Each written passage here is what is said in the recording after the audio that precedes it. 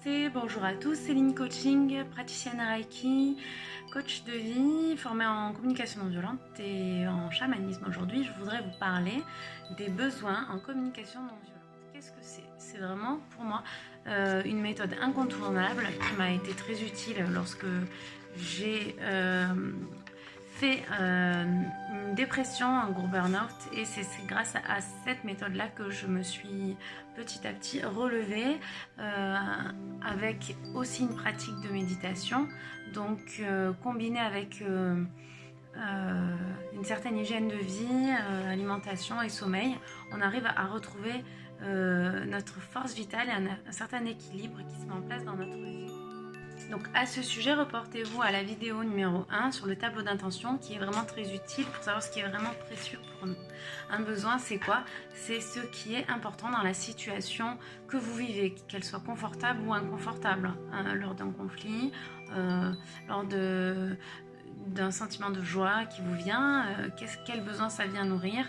En toute situation, on a des besoins confortables et inconfortables qui sont présents. Donc, pour parler clairement, je vais vous les lister. Je les ai répartis en deux catégories principales, les besoins identitaires. Vous avez également des besoins relationnels. Et ensuite, il y a d'autres besoins que j'aborderai après. Les besoins identitaires, c'est déjà être en accord avec ses valeurs. Pourquoi vous voulez faire une reconversion professionnelle? Pourquoi vous voulez vivre telle passion, telle expérience? Pourquoi vous voulez un enfant et pas deux? Pourquoi vous n'en voulez pas? Pourquoi vous faites des choix finalement? Vous êtes en cohérence avec vous-même, d'accord? Donc ça c'est... Ensuite, on a un besoin d'affirmation de soi, hein, lorsque on est déterminé. Certains diront têtu, mais c'est simplement qu'il y a des choses qui sont précieuses pour nous, qu'on veut affirmer.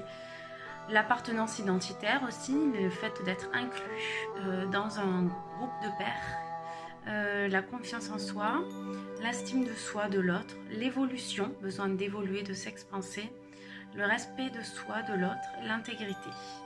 On a les besoins relationnels qui seraient le besoin d'appartenance, le besoin d'attention, de communion, de compagnie, de contact, de chaleur humaine, d'empathie, ce qu'on retrouve aussi dans les couples, mais pas seulement, dans la relation amicale, dans tout type de relation. Nous sommes des êtres relationnels et des espèces résilientes. Donc c'est important de prendre en compte ces besoins et de pouvoir aussi les transmettre, les partager, les relier et justement retrouver cette proximité. On a également dans les besoins relationnels besoin de tact, de délicatesse, d'honnêteté, de sincérité. Voilà. Ensuite, on bascule sur d'autres besoins.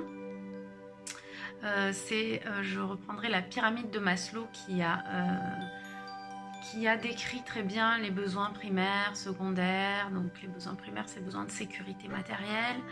Secondaire, plutôt besoins relationnels, etc. Donc on a le besoin de survie, hein, à la base de la pyramide, l'abri, est-ce que j'ai un toit, l'air, la respiration, l'alimentation, on y reviendra sur l'alimentation, l'évacuation, l'hydratation, la lumière fait partie d'un besoin, sortez, prenez le soleil, le repos, le rythme, respect de son propre rythme, ça personnellement pour moi c'est quelque chose qui a une grande valeur. Ensuite on a tout ce qui a trait après la survie à la sécurité, donc la confiance, l'harmonie, la paix, le fait de vivre des relations dans lesquelles on n'est pas sur ses gardes, on n'est pas, voilà, on est serein. La préservation de son énergie, justement, on n'est pas vampirisé, en tout cas on ne se met pas dans des situations qui permettent de le faire, on se protège, on est dans le réconfort, la sécurité affective, matérielle et le soutien. C'est très important. On a les besoins donc de liberté, l'autonomie, l'indépendance, l'émancipation, le libre arbitre, la spontanéité, la souveraineté dans ses décisions. Ça rejoint sa souveraineté dans sa vie et ça rejoint la souveraineté aussi dans notre esprit critique, dans le système politique dans lequel on souhaite vivre aussi à plus large échelle. On a des besoins de récréation parfois, surtout évidemment les enfants, mais pas que, besoin de défoulement, de détente, de jeu, de ressourcement, de rire aussi. Et puis, on a tous les besoins d'accomplissement de soi. Il faut actualiser ses potentialités. Tous ceux qui sont curieux se reconnaîtront, notamment les zèbres hypersensibles.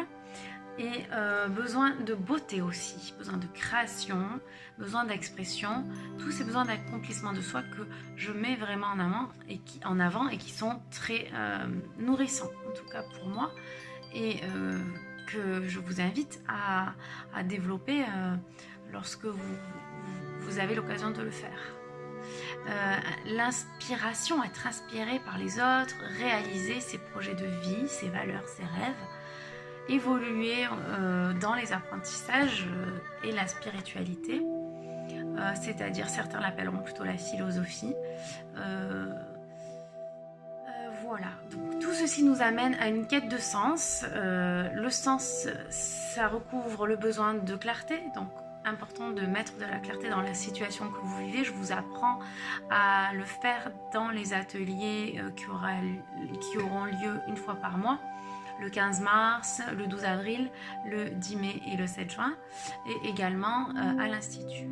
Donc le discernement, l'orientation, la signification, la transcendance aussi, et tous les besoins pour finir de célébration, parce que ça rejoint mon petit galet de gratitude. Célébrer, c'est aussi voir que on peut apprécier certaines choses, mettre mettre une loupe sur ce qui est bon à prendre, prendre la mesure des joies, mais aussi des contributions qu'on a pu faire dans notre vie et qu'on a pu aussi mener dans la vie des autres. Et la reconnaissance. Je terminerai par quelque chose que j'ai découvert, qui est la capacité à faire le deuil de ses propres limites. Et ça rejoint aussi le besoin de prendre la mesure d'une perte d'une occasion, affection ou d'un rêve. Voilà. Tout ceci, on le travaille dans plusieurs dimensions. Et je vous invite vraiment à venir découvrir les ateliers bien-être une fois par mois, à venir ne pas hésiter à me contacter si vous avez une situation qui est difficile en ce moment ou que vous aimeriez améliorer, pour voir quelle perspective on peut redonner à cette situation. Voilà, merci, à très bientôt.